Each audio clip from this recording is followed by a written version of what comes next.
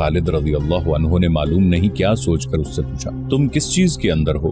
اپنے کپڑوں کے اندر، عبد المسیح نے کہا۔ اب خالد رضی اللہ عنہ کو غصہ آنے لگا۔ انہوں نے طنزیہ لہجے میں کہا، دنیا کا عقلوں کو تباہ کرتی ہے، لیکن دانا لوگ دنیا کو تباہ کرتے ہیں۔ مجھے معلوم نہیں کہ تم کم عقل ہو یا دانا، مجھے صحیح جواب تمہارے لوگ ہی دے سکتے ہیں۔ اے فاتح سالار، عبد المسیح نے کہا، چیونٹی بہتر جانتی ہے کہ اس کے بل کے اندر کیا کچھ رکھا ہے، اونٹ نہیں بتا سکتا۔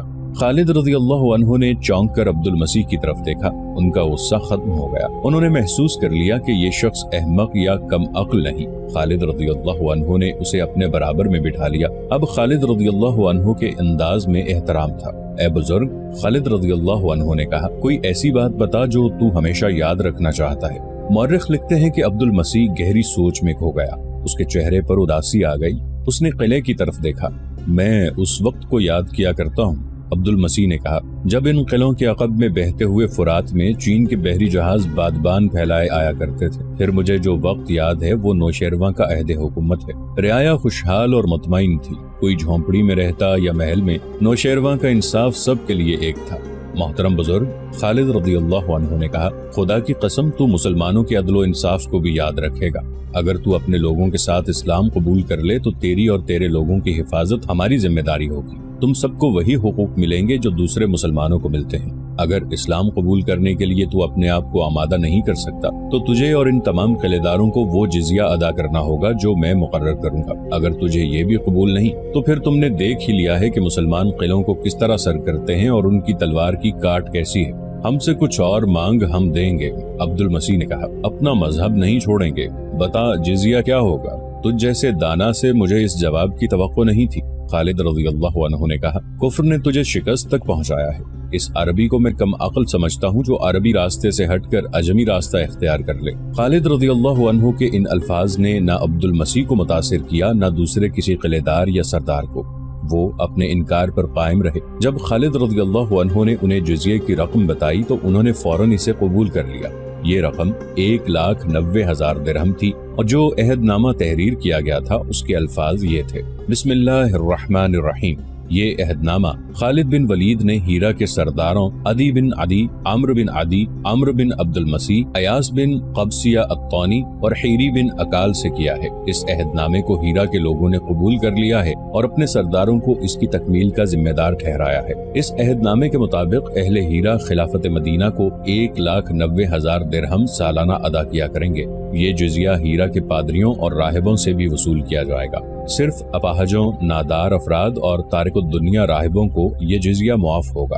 اگر یہ جزیہ باقاعدگی سے ادا کیا جاتا رہا تو اہل ہیرا کے تحفظ کے ذمہ دار مسلمان ہوں گے۔ اگر مسلمانوں نے اس کی ذمہ داری میں کوتاہی کی تو جزیہ نہیں لیا جائے گا، اور اگر اہل ہیرا نے اس عہد نامے کی خلاف ورزی کی تو مسلمان اپنی ذمہ داری سے بری سمجھے جائیں گے۔ یہ معاہدہ ربیع الاول 12 ہجری میں تحریر ہوا۔ ہیرا پر مسلمانوں کے قبضے کی تکمیل ہو گئی۔ معاہدے کے بعد تمام قلعے داروں اور امراء نے خالد رضی اللہ عنہ کی اطاعت قبول کر لی۔ یہ دراصل خلیفۃ المسلمین حضرت ابو بکر رضی اللہ عنہ کی اطاعت تھی۔ خالد رضی اللہ عنہ نمائندگی کر رہے تھے۔ اس کے بعد خالد رضی اللہ عنہ نے اپنی تمام تر فوج کے ساتھ 8 رکعت نفل شکرانے کے پڑھے۔ فارغ ہونے کے بعد خالد رضی اللہ عنہ نے اپنی فوج سے مختصر سا خطاب کیا، موتا کی لڑائی میں میرے ہاتھ میں 9 تلواریں ٹوٹی تھیں، لیکن آتش پرستوں نے جس جمع مردی سے مقابلہ کیا ہے اسے میں ہمیشہ یاد رکھوں گا۔ انہوں نے الیس میں ہم سے جو لڑائی لڑی ہے، ایسی لڑائی میں نے پہلے کبھی نہیں دیکھی۔ اسلام کے پاسبانوں، فتح و شکست اللہ کے اختیار میں ہے۔ اس کے نام کو، اس کی نعمتوں کو اور اس کے رسول صلی اللہ علیہ وآلہ وسلم کو ہر وقت دل میں رکھو۔ ہیرا بہت بڑی نعمت ہے جو اللہ نے ہمیں عطا کی ہے۔ یہ بھی دل میں رکھو کہ ہمارا جہاد ابھی ختم نہیں ہوا۔ جب تک کفر کا فتنہ باقی ہے جہاد ختم نہیں ہوگا۔ خالد رضی اللہ عنہ نے شہیدوں کے لیے دعا کی، پھر زخمیوں کی عیادت کو گئے۔ شہیدوں کی نماز جنازہ بڑا ہی رقت آمیز منظر تھا۔ وطن سے اتنی دور جا کر شہید ہونے والوں کے لیے ہر آنکھ میں آنسو تھے۔ شہیدوں کو قبروں میں اتارا گیا تو یہ قبریں تاریخ کے سنگہائے میل بن گئیں۔ خالد رضی اللہ عنہ جب ہیرا کا نظم و نسق سنبھالنے کے لیے اس محل نما مکان میں گئے جو ازادبہ کا رہائشی مکان تھا تو بے شمار رؤسا اور امراء تحفے لیے کھڑے تھے جو انہوں نے خالد رضی اللہ عنہ کو پیش کیے۔ ان میں بیش قیمت اشیاء تھیں، ہیرے اور جواہرات بھی تھے۔ مدینہ کے مجاہدین حیران ہو رہے تھے کہ کوئی قوم اتنی دولت مند بھی ہو سکتی ہے۔ خالد رضی اللہ عنہ نے یہ تحفے قبول تو کر لیے، لیکن بوریا نشینوں کے قوم کے اس سالار اعلیٰ نے اپنے لیے ایک بھی تحفہ نہ رکھا۔ تمام تحفے مال غنیمت کے ساتھ امیر المؤمنین رضی اللہ عنہ کی خدمت میں پیش کرنے کے لیے مدینہ بھیج دیے۔ مال غنیمت زیادہ نہیں تھا کیونکہ ہیرا والوں نے جزیہ تسلیم کر لیا اور اطاعت بھی قبول کر لی تھی۔ ایک دلچسپ اور عجیب واقعہ ہو گیا۔ کچھ برس پہلے کی بات ہے، رسول کریم صلی اللہ علیہ وآلہ وسلم صحابہ کرام میں بیٹھے تھے اور ادھر ادھر کی باتیں ہو رہی تھیں۔ باتوں کا رخ کفار کے علاقوں کی طرف مڑ گیا اور ذکر فارس کی شہنشاہی کا چل نکلا۔ ہیرا اس شہنشاہی کا بڑا ہی اہم مقام تھا۔ کسی صحابی رضی اللہ عنہ نے کہا کہ ہیرا ہاتھ آ جائے تو اسے فوجی اڈا بنا کر کسرا پر کاری ضربیں لگائی جا سکتی ہیں۔ دو مورخوں بلازری اور طبری نے لکھا ہے کہ رسول کریم صلی اللہ علیہ وآلہ وسلم نے فرمایا کہ تھوڑے عرصے بعد ہیرا ہمارے قبضے میں ہوگا۔ یہ دونوں مورخ لکھتے ہیں کہ اس محفل میں ہیرا کی اہمیت اور اس علاقے کی خوبصورتی کی باتیں ہونے لگی۔ عبد المسیح مشہور آدمی تھا۔ اس کی ایک بیٹی تھی جس کا نام کرامہ تھا۔ اس کے حسن کے چرچے تاجروں وغیرہ کی زبانی دور دور تک پہنچے ہوئے تھے۔ اس کے اپنے ملک میں اس کا حسن و جمال ضرب المثل بن گیا تھا۔ بلازری اور طبری نے لکھا ہے کہ رسول کریم صلی اللہ علیہ وآلہ وسلم کی اس محفل میں سیدھا سادہ اور ایک عام سا آدمی شویل بھی موجود تھا۔ یا رسول اللہ، شویل نے عرض کی، اگر ہیرا فتح ہو گیا تو عبد المسیح کی بیٹی کرامہ مجھے دے دی جائے۔ رسول کریم صلی اللہ علیہ وآلہ وسلم مسکرائے اور ازراہ مذاق کہا، ہیرا فتح ہو گیا تو کرامہ بنت عبد المسیح تیری ہوگی۔ ان مورخوں نے یہ نہیں لکھا کہ ہیرا کی فتح سے کتنا عرصہ پہلے یہ بات ہوئی تھی۔ اب ہیرا فتح ہو گیا۔ خالد رضی اللہ عنہ کی فوج کا ایک ادھیڑ عمر سپاہی اس وقت ان کے سامنے جا کھڑا ہوا جب کچھ شرائط عبد المسیح اور خالد رضی اللہ عنہ کے درمیان طے ہو رہی تھی۔ کیا نام ہے تیرا؟ خالد رضی اللہ عنہ نے اپنے اس سپاہی سے پوچھا، اور میرے پاس کیوں آئے ہو سالار اعلیٰ؟ سپاہی نے کہا، میرا نام شویل ہے۔ خدا کی قسم، رسول اللہ صلی اللہ علیہ وآلہ وسلم نے مجھ سے وعدہ فرمایا تھا کہ عبد المسیح کی بیٹی کرامہ تجھے دے دی جائے گی۔ آج ہیرا فتح ہو گیا ہے، شہزادی کرامہ مجھے دی جائے۔ شہزادی کرامہ مجھے دی جائے، کیا تو کوئی گواہ پیش کر سکتا ہے؟ خالد رضی اللہ عنہ نے کہا، خدا کی قسم، میں رسول اللہ صلی اللہ علیہ وآلہ وسلم کے وعدے کی خلاف ورزی کی جرت نہیں کر سکتا، لیکن گواہ نہ ہوئے تو میں تیری بات کو سچ نہیں مان سکتا۔ شویل کو دو گواہ مل گئے، وہ ہیرا کی فاتح فوج میں موجود تھے۔ انہوں نے تصدیق کی کہ رسول اللہ صلی اللہ علیہ وآلہ وسلم نے ان کی موجودگی میں شویل سے یہ وعدہ فرمایا تھا۔ رسول اللہ صلی اللہ علیہ وآلہ وسلم کا وعدہ میرے لیے حکم کا درجہ رکھتا ہے۔ خالد رضی اللہ عنہ نے عبد المسیح سے کہا، تجھے اپنی بیٹی اس شخص کے حوالے کرنی ہوگی، یہ بھی شرائط میں لکھ لو۔ عبد المسیح نے کہا کہ میری بیٹی کرامہ اس سپاہی کو دے دی جائے۔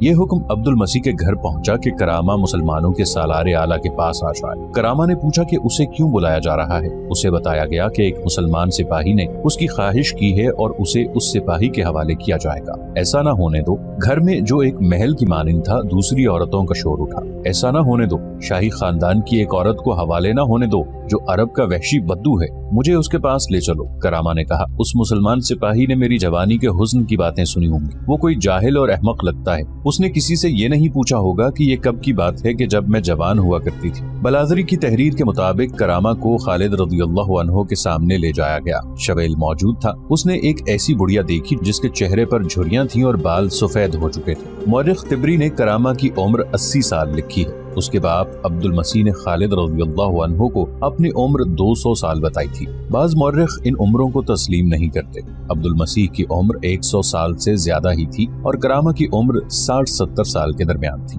بہرحال کرامہ ضعیف العمر تھی۔ شویل نے اسے دیکھا تو اس کے چہرے پر جو خوشی کے آثار تھے وہ اڑ گئے اور وہ مایوس ہو گیا۔ اچانک اسے یاد آ گیا۔ امیر لشکر، شویل نے کہا، یہ شرط لکھ لی گئی ہے کہ کرامہ بنت عبد المسیح میری لونڈی ہے۔ اگر یہ مجھ سے آزادی چاہتی ہے تو مجھے رقم ادا کرے۔ کتنی رقم؟ کرامہ نے پوچھا۔ 1000 درہم۔ شویل نے کہا، میں اپنی ماں کا بیٹا نہیں ہوں گا کہ 1 درہم بھی بخش دوں۔ کرامہ کے بوڑھے ہونٹوں پر مسکراہٹ آ گئی۔ اس نے اس خادمہ کو جو اس کے ساتھ آئی تھی اشارہ کیا۔ خادمہ دوڑی گئی اور 1000 درہم لے آئی۔ کرامہ نے یہ درہم شویل کے حوالے کر دیے اور آزاد ہو گئی۔ شویل کا یہ عالم تھا کہ 1000 درہم دیکھ کر حیران ہو رہا تھا جیسے اس کے ہوش گم ہو گئے۔ اس نے اپنے ساتھیوں کو جا کر فاتحانہ لہجے میں بتایا کہ اس کے ساتھ دھوکہ ہوا تھا کہ اس نے ایک ضعیف العمر عورت کو جوان سمجھ لیا تھا، لیکن اس نے اس سے 1000 درہم کما لیے۔ सिर्फ 1000 दिरहम? उसके साथी ने उसे कहा, तू सारी उम्र अहमक ही रहा। करामा शाही खानदान की औरत है, उससे तू कई हजार दिरहम ले सकता था। अच्छा? शवेल ने मायूस होकर कहा, मैं तो समझता था कि 1000 दिरहम से ज्यादा रकम होती ही नहीं। उसके साथियों के एक जोरदार कहकहे ने उसे और ज्यादा मायूस कर दिया। खालिद रज़ियल्लाहु अन्हु ने माल गनीमत के साथ तमाम तोहफे मदीना भेज दिए। मदीना से खालिद रज़ियल्लाहु अन्हु के लिए अमीरुल मोमिनीन रज़ियल्लाहु अन्हु ने पैगाम भेजा कि ये तोहफे अगर माल गनीमत में शामिल हैं या जिज़िये में तो काबिल कबूल हो सकते हैं, अगर नहीं तो जिन्होंने ये तोहफे दिए हैं उनसे उनकी कीमत मालूम करके जिज़िये में शामिल कर दो। अगर तुम जिज़िया वसूल कर चुके हो तो तोहफों की रकम उन लोगों को वापस कर दो। खालिद रज़ियल्लाहु अन्हु ने उन सब को बुलाकर उन्हें तोहफों की कीमत अदा कर दी। हीरा की फतह के बाद चंद दिनों में खालिद रज़ियल्लाहु अन्हु ने वहाँ का नज़्म नसक रवां कर दिया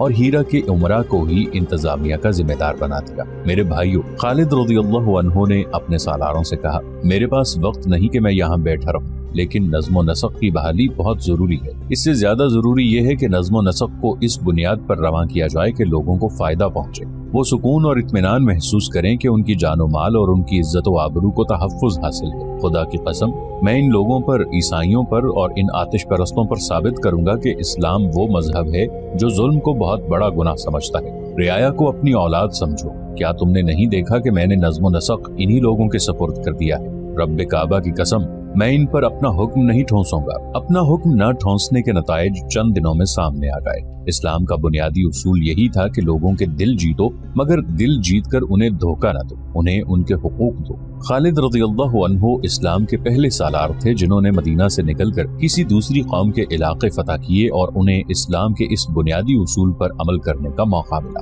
मिस्र के मोहम्मद हुसैन हैकल ने बहुत से मौर्रिखों का हवाला देकर लिखा है कि खालिद रज़ियल्लाहु अन्हु ने दुश्मनों के सर उड़ाने शुरू किए तो फरात को लाल कर दिया और ऐसे किसी आदमी को जिंदा न छोड़ा जिसकी तरफ से दीन इस्लाम को जरा सा भी खतरा था। खालिद रज़ियल्लाहु अन्हु जाती दुश्मनी के कायल नहीं थे। मुतासिब तारीखदानों ने खालिद रज़ियल्लाहु अन्हु को जालिम सालार कहा है, लेकिन खालिद रज़ियल्लाहु अन्हु ने जो भी इलाका फतह किया वहाँ का इंतजाम मफ्तूहा उमरा और रहूसा के सुपुर्द कर दिया। अलबत्ता उनके निगरान यानी बालाई हुक्काम मुसलमान मुकर्रर किए जाते थे। हीरा को फतह करके खालिद रज़ियल्लाहु अन्हु ने सारे फारस को फतह नहीं कर लिया था, बल्कि खालिद रज़ियल्लाहु अन्हु खतरों में घिर गए थे। आतिश परस्त उन पर चारों तरफ से हमले कर सकते थे। अगर बड़े पैमाने पर हमले न करते तो शब खून मार मार कर मुसलमानों की फौज को नुकसान पहुंचा सकते थे, लेकिन आतिश परस्तों ने ऐसी कोई कार्रवाई न की। इसकी और कई वजूहात थीं, जिनमें एक ये थी कि मफ्तूहा इलाकों के लोग मुसलमानों के सुलूक से मुतासिर होकर उनके हामी और मुआविन बन जाते थे।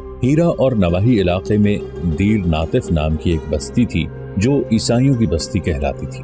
वहाँ एक बहुत बड़ा गिरजा था जिसके पादरी का नाम सलूबा बिन नस्तोना था। वो ईसाइयों का मजहबी पेशवा ही नहीं, उनका अस्करी कायद भी था। वो मैदान जंग में कभी नहीं गया था, लेकिन जंगो जदल के फन में महारत रखता था। फारस के ईसाई ललकार कर मुसलमानों के मुकाबले में आए थे और मुसलमानों की तलवारों और बर्छियों से बुरी तरह कट गए थे। ऐसे ईसाइयों की तादाद खासी कम हो गई थी जो लड़ने के काबिल थे। बूढ़े जिंदा रह गए थे या औरतें जिंदा थी। सलूबा बिन नस्तूना अक्सर कहा करता था कि मजहब सिर्फ एक जिंदा रहेगा और ये ईसाइयत होगी, ज़रतुश्त रहेगा ना मदीना का इस्लाम। उसने अपने वाज में कई बार कहा था, सब मिट जाएंगे और जमीन पर यसु मसीह की हुकूमत होगी। हीरा फतह होने तक लड़ने वाले हजारहा ईसाई मिट गए थे। बाकी मुसलमानों के डर से भागकर इधर उधर जा छुपे थे। उनके सरकर्दा अफराद ने पादरी सलूबा बिन नस्तोना के साथ राबिता रखा हुआ था। सलूबा ने कोशिश की थी कि ईसाइयों को यकता और मुत्तहिद करके मुसलमानों पर शबखून मारने के लिए तैयार करे, लेकिन ईसाइयों पर मुसलमानों की ऐसी दहशत बैठ गई थी कि वो शबखून और छापा मार जंग के लिए तैयार न हुए। मुक़द्दस बाप, एक रात एक नामवर जंगजू ईसाई शमील बुरजाना ने पादरी सलूबा बिन नस्तोना से कहा, क्या तुम इस पर यकीन रखते हो कि गिरजे की घंटियां और तुम्हारे वाज इस तबाही को रोक लेंगे जो हमारी तरफ तेजी से बढ़ी आ रही है? नहीं, पादरी सलूबा ने कहा, मेरे वाज और गिरजे के घंटे की आवाजें अब इस तबाही को नहीं रोक सकती। फिर तुम हमें इजाजत क्यों नहीं देते कि हम मुसलमानों की फौज पर हर रात शब खून मारें? शमील बुरजाना ने कहा, मदीना के मुसलमान जिन नहीं, भूत नहीं, इंसान हैं, हमारी तरह के इंसान। शमील, पादरी सलूबा ने कहा, बेशक वो इंसान है, लेकिन तुम्हारी तरह नहीं।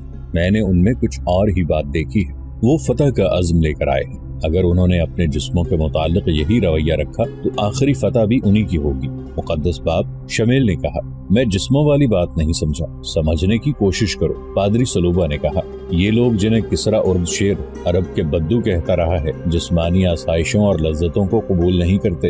مقدس باپ کی زبان سے دشمن کی تعریف اچھی نہیں لگتی۔ شمیل نے کہا، اگر تم اپنے آپ میں دشمن کے اچھے اوصاف پیدا کر لو تو تم شکست سے بچ سکتے ہو۔ پادری سلوبہ نے کہا، کیا تمہارے دوستوں نے مسلمانوں کو جال میں پھانسنے کے لیے 15 حسین لڑکیاں نہیں بھیجی تھیں؟ کیا تم یہ سمجھتے ہو کہ تم لوگ جو کچھ کرتے ہو اس کا مجھے علم نہیں ہوتا؟ تمہاری تلواروں کی دھار کند ہو چکی ہے، اس لیے تم لوگوں نے عورتوں کو استعمال کیا ہے۔ کیا تم انکار کرو گے؟